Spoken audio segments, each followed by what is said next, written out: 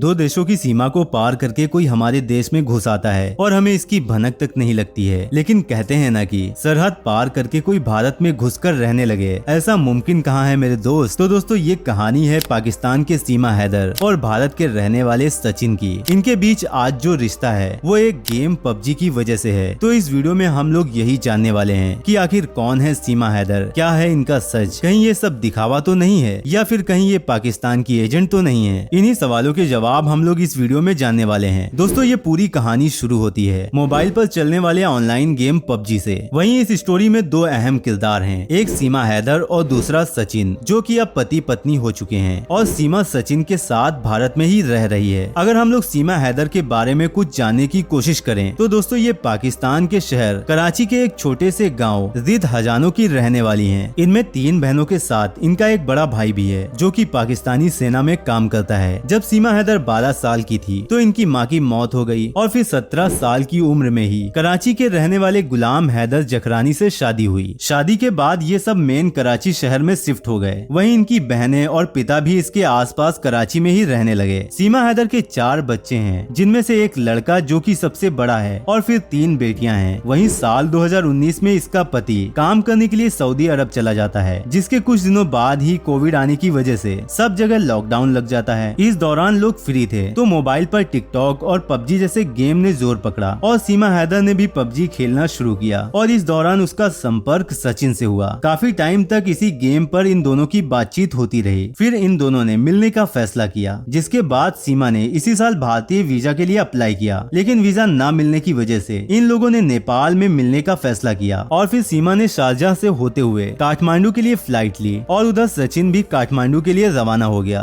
10 मार्च को दोनों काठमांडू पहुँचे और फिर दोनों ने सबसे पहले गदर मूवी देखी। फिर अगले ही दिन दोनों ने मंदिर में शादी भी कर ली और 1 हफ्ते तक दोनों साथ रहे। वहीं सीमा ने सिंदूर लगाकर भारतीय पहनावे में फोटो भी खिंचवाए। इसके बाद वह पाकिस्तान लौट गई, जिससे वह सचिन के पास हमेशा के लिए वापस आ सके। कराची पहुँचने के बाद उसने सबसे पहले अपने नाम पर रजिस्टर्ड 12 लाख रुपए का इंडिया आने के लिए घर तक बेच डाला। फिर अपने और अपने बच्चों के यूएई के लिए टिकट खरीदे और 10 मई को फ्लाइट पकड़कर काठमांडू पहुंची और काठमांडू पहुंचने के बाद इसने पोखरा से वैन बुक की। उधर सचिन भी रबुपुरा पहुंचकर सीमा का इंतजार कर रहा था और कुछ ही देर में ये दोनों मिल जाते हैं। यहाँ सचिन पहले से पूरी तैयारी कर चुका था और गाँव से करीब 1 किलोमीटर दूरी पर इसने एक रूम भी ले रखा था, जिससे ये दोनों वहाँ पर रह सके। फिर कुछ दिन रहने के बाद इन दोनों ने कानूनी तौर पर शादी के लिए एक वकील के पास गए, जहाँ डॉक्यूमेंट्स दिखाने पर वकील ने पुलिस को सूचना दे दी, लेकिन पुलिस उन्हें घर से पकड़ती उससे पहले ये लोग वहाँ से भाग जाते हैं। लेकिन पुलिस ने इन्हें रास्ते में ही पकड़ लिया और फिर सीमा, सचिन, उसके पिता और बच्चे सबको विदेशी अधिनियम के तहत गिरफ्तार कर लिया गया। हालांकि 1 दिन के बाद उसके वकील ने उसे जमानत पर छुड़वा दिया और 9 जुलाई से सीमा सचिन के ही घर में रहने लगी। बताया जा रहा है कि पूरे गाँव के साथ साथ सचिन के पिता भी सचिन पर गर्व महसूस कर रहे हैं कि वह पाकिस्तानी बहू लेकर घर आया है। लेकिन पूरे देश में कई सवाल भी उठ रहे हैं, जिससे इसकी जांच भी चल रही है। वहीं दूसरी तरफ सीमा हैदर के पति गुलाम हैदर ने पीएम मोदी से सीमा को वापस पाकिस्तान भेजने की मांग भी की है, लेकिन सीमा हैदर का कहना है कि वह वापस पाकिस्तान नहीं जाना चाहती हैं। इसके लिए उसे चाहे जेल में ही क्यों न रुकना पड़े। तो दोस्तों ये थी सीमा हैदर की अब तक की जर्नी। आगे क्या होता है इसके लिए आपको हमारे चैनल को सब्सक्राइब करना होगा और अगर वीडियो पसंद आई हो तो लाइक करके दोस्तों में शेयर भी कर दीजिए।